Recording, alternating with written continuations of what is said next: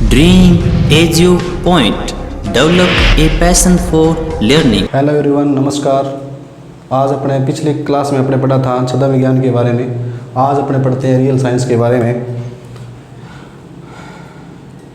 तो पिछली क्लास में अपने पढ़ा था रियल साइंस के बारे में। मैंने डेफिनेशन बताई थी कि रियल साइंस क्या होती है। तो अपने पढ़ा था रियल साइंस का मतलब ये था कि एक ऐसी विज्ञान जो थ्योरी पर आधारित हो, जो थ्योरी या सिद्धांत पर आधारित हो। रियल साइंस में अपने पढ़ा था कि एक ऐसी साइंस जो थ्योरी पर आधारित हो, या अपने ये कह सकते हैं थ्योरी किसे कहेंगे, अनचेंज रियलिटी, यानी अपने कह सकते हैं अपरिवर्तनशील सत्य, अपरिवर्तनशील सत्य, अपरिवर्तनशील सत्य यानी जिसे बदला नहीं जा सकता। ठीक है, यानी समय या स्थान बदलने पर जो सत्य बदला नहीं जा सकता उसको अपने क्या कहते हैं, अपरिवर्तनशील सत्य। तो रियल साइंस के अंदर ऐसी क्या चीज़ें हैं जो संसार में बदलती नहीं है, तो उनको अपने दो भागों में बांटते हैं।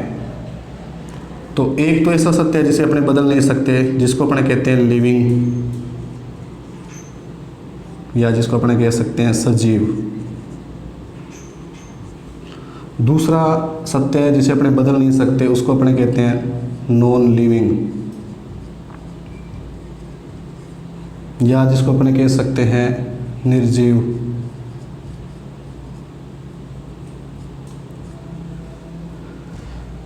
यानी रियल साइंस की बात कर रहे हैं अपने कि जिसे अपने बदल नहीं सकते। तो ब्रह्मांड के अंदर या यूनिवर्स के अंदर दो सत्य ऐसे हैं जिन्हें अपने बदल नहीं सकते। एक तो है सजीव और एक होता है निर्जीव। और सजीव की बात करें तो सजीव अपने किसे बोलते हैं, जिसके अंदर बहुत सारी क्रियाएं इस प्रकार की हो, जैसे कुछ क्राइटेरिया होना चाहिए, सजीव उसको बोलते हैं। यानी जिसके अंदर डाइजेशन हो,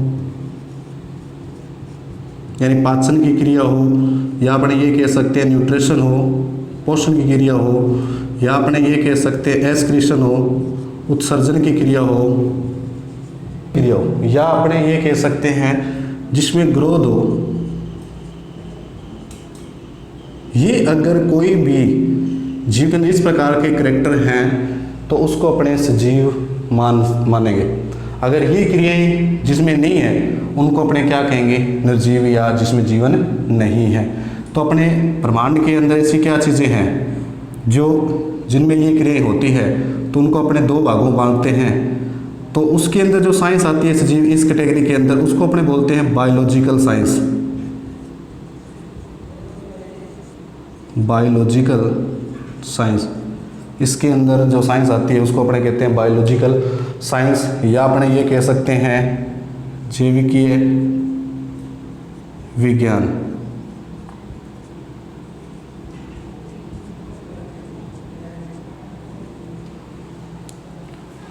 यानी ऐसी कौन सी दो चीज़ें हैं जिसके अंदर जीवन ये क्रिया होती है। तो इसके अंदर दो शाखाएं अपने पढ़ते हैं। एक तो अपने पढ़ते हैं जूलॉजी, जिसको अपने कहते हैं प्राणी विज्ञान या जंतु विज्ञान। दूसरी इसके अंदर अपने बात करते हैं बॉटनी, जिसको अपने वनस्पति विज्ञान कहते हैं। तो जूलॉजी, क्योंकि जूलॉजी जो टर्म जो है, क्योंकि जू प्लस लॉजी दो शब्दों से मिलकर बना है, जू प्लस लॉजी, क्योंकि जू का मतलब होता है एनिमल्स, जू का मतलब होता है एनिमल्स, और लॉजी का मतलब होता है टू स्टडी। यानी अपने ये कह सकते हैं जिसके अंदर जानवरों के बारे में अध्ययन करना, या जंतुओं के बारे में अध्ययन करना, या प्राणियों के बारे में अध्ययन करना, वो क्या कहलाएगा, जूलॉजी कहलाती है। तो समझने वाली बात है कि इसके अंदर पहली जो शाखा है उसको अपने नाम दिए जूलॉजी।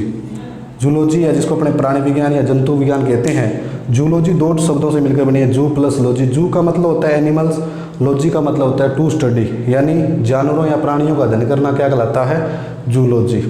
अब अपने यहाँ देखते हैं कि जो मानव जो है, मानव का अपने अध्ययन करते हैं वो जूलॉजी के अंतर्गत ही करते हैं। मानव का अगर अपने अध्ययन करते हैं तो वो जूलॉजी के अंतर्गत करते हैं, क्योंकि अगर मानव का अध्ययन किस प्रकार से करते हैं थोड़ा अपने देखते हैं। क्योंकि एक संघ होता है टेट्रापोडा, एक संघ होता है टेट्रापोडा, जिसके अंदर इसके जो वर्ग जो होते हैं उसके अंदर अपने पढ़ते हैं एक तो रेप्टेलिया,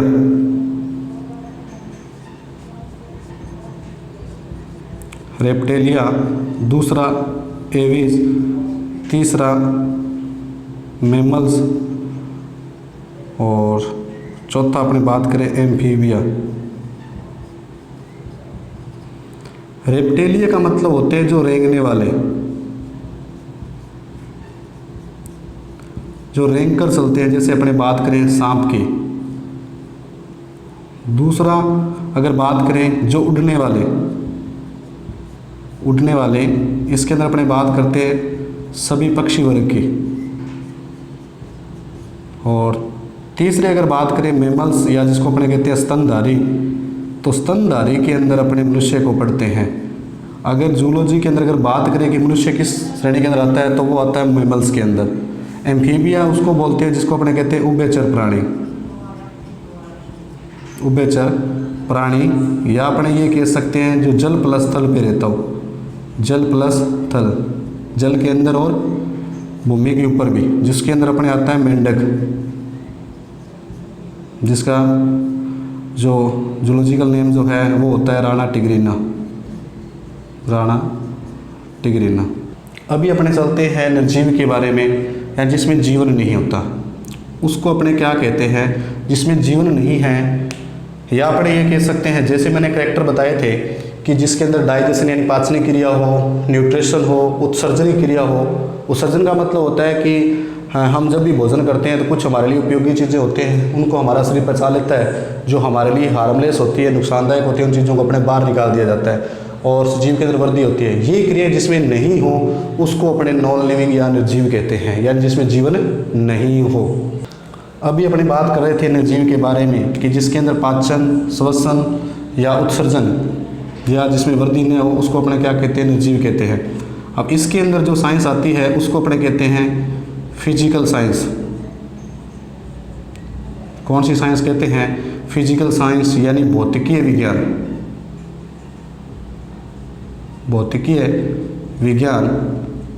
और इस विज्ञान के अंदर यानी जिसमें जीवन नहीं है, तो ब्रह्मांड के जैसी कौन सी चीज़ें जिसमें जीवन नहीं है, यानी निर्जीव अपने अध्ययन कर रहे हैं, तो इसके अंदर कौन सी साइंस पढ़ेंगे, अपने फिजिकल साइंस पढ़ेंगे। फिजिकल साइंस को क्या कहते हैं, भौतिकीय विज्ञान। तो ऐसी क्या चीज़ें हैं जिसमें जीवन नहीं है, तो अपने कह सकते हैं एक तो आता है द्रव्य, जिसको अपने कहते हैं मैटर, और दूसरी अपने कहते हैं ऊर्जा या एनर्जी, एनर्जी जिसको अपने कहते हैं। इसके अंदर जीवन नहीं होता।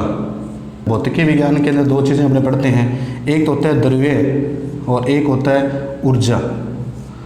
ये निर्जीव के अंदर आती है। अब द्रव्य का मतलब, द्रव्य का जिसमें अध्ययन करते हैं उस विज्ञान की शाखा को अपने नाम दिया है केमिस्ट्री या रसायन विज्ञान कहते हैं,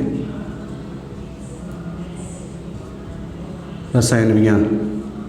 और जिसके अंदर ऊर्जा का अध्ययन किया जाता है उसको अपने कहते हैं फिजिक्स या भौतिक विज्ञान, उसको अपने कहते हैं भौतिक विज्ञान। तो प्रिय विद्यार्थियों, समझने वाली बात है कि द्रव्य है क्या, द्रव्य किसको बोलते हैं। द्रव्य का मतलब होता है पदार्थ, ठीक है, यानी अपने ये कह सकते हैं द्रव्य उसको बोलेंगे जिसका आकार हो, जिसका आकार हो, या अपने ये कह सकते हैं जो स्थान घेरता हो, जो स्थान घेरता हो, या अपने ये कह सकते हैं जिसका आयतन हो, या अपने ये कह सकते हैं जो दिखाई देता है, तो उसको अपने क्या कहते हैं, द्रव्य कहते हैं।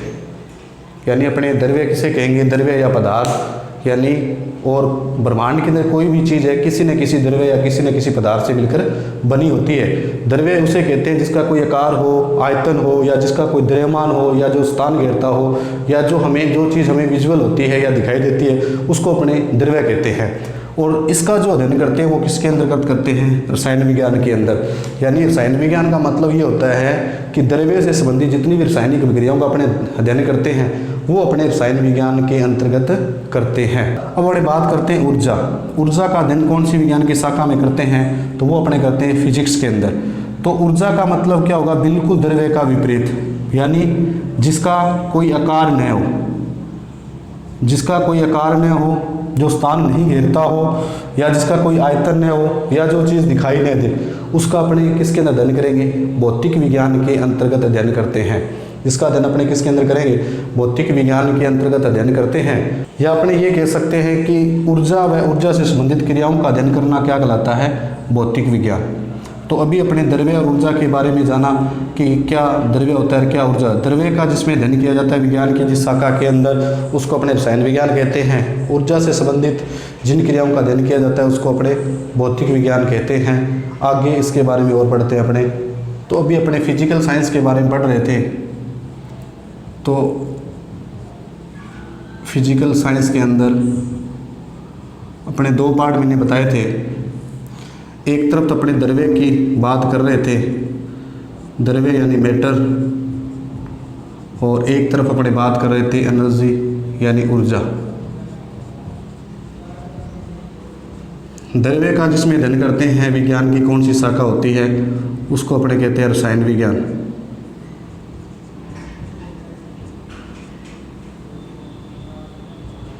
और ऊर्जा से संबंधित जिसका अध्ययन करते हैं उसको अपने भौतिक विज्ञान कहते हैं। अब अपने बात करें कि रसायन विज्ञान के जनक की बात करें तो रसायन विज्ञान का जनक जो होता है उसको अपने कहते हैं एंटोनी वॉन लेवोसिए। एंटोनी वॉन लेवोसिए, इसका जो जनक होता है वो होता है एंटोनी वॉन लेवोसिए। हम जानते हैं कि रसायन विज्ञान की भी आगे मुख्यतः जो 3 शाखाएं होती है, जिसमें अपने एक तो कहते हैं फिजिकल केमिस्ट्री, भौतिक रसायन विज्ञान,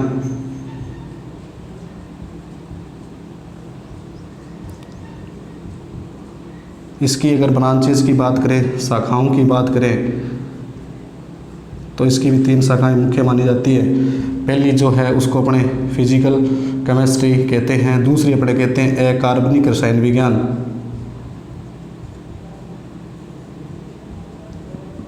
अकार्बनिक रसायन विज्ञान,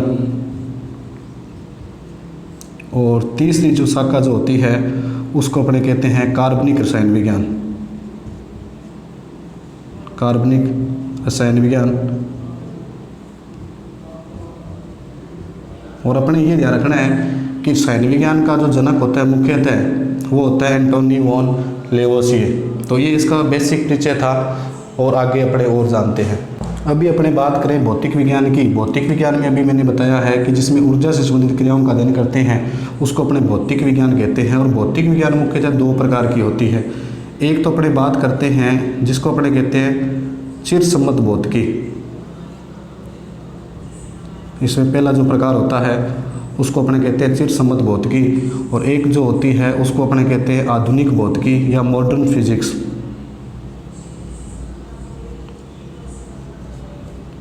एक तो होती है इसमें, एक जो पहला जो प्रकार है वो चिरसम्मत भौतिकी है, और दूसरा जो प्रकार है वो उसमें होता है आधुनिक भौतिकी। चिरसम्मत भौतिकी का मतलब ये होता है जो 1900 से पहले की, जो 1900 से पहले की जो फिजिक्स चल रही है उसको अपने क्या कहते हैं, उसको अपने कहते हैं चिरसम्मत भौतिकी।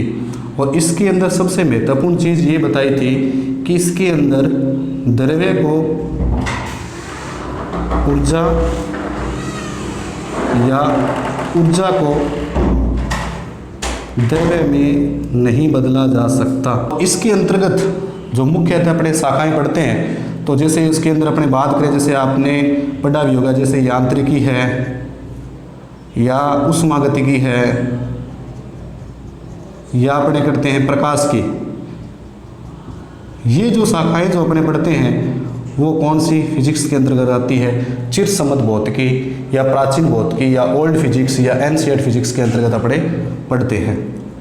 अब सबसे महत्वपूर्ण बात कि इसकी जो जनक जो हैं, इसके जो जनक जो हैं एनसीईआरटी फिजिक्स के जो जनक हैं उसको अपने कहते हैं sir Isaac Newton. Sir Isaac Newton इनके जनक है। अब बात करते हैं अपने आधुनिक भौतिकी। आधुनिक भौतिकी जो वर्तमान में जो फिजिक्स चल रही है उसको अपने आधुनिक भौतिकी कहते हैं। ठीक है, यानी 1900 के बाद की जो चल रही है, वर्तमान में जो चल रही है वो आधुनिक भौतिकी होती है। और इसके अंदर सबसे महत्वपूर्ण बात यही है कि इसमें द्रव्य को ऊर्जा में और ऊर्जा को द्रव्य में बदला जा सकता है, यानी चेंज किया जा सकता है। द्रव्य और ऊर्जा के बारे में मैंने बताया था अभी आपको कि द्रव्य को ऊर्जा में और ऊर्जा को द्रव्य में बदला जा सकता है। और आधुनिक भौतिकी के अंतर्गत भी अपने जैसे कई बार शाखाएं पढ़ते हैं, जैसे एक तो आपको पढ़ते हैं नाभिकीय भौतिकी, इसके अंदर आती है न्यूक्लियर जो फिजिक्स होती है, नाभिकीय भौतिकी, या अपने ये कह सकते हैं इलेक्ट्रॉनिकी भी इसी शाखा के अंतर्गत आती है। अब सबसे महत्वपूर्ण बात है कि इसके जनक कौन हैं, तो इसके जनक होते हैं अल्बर्ट आइंस्टीन।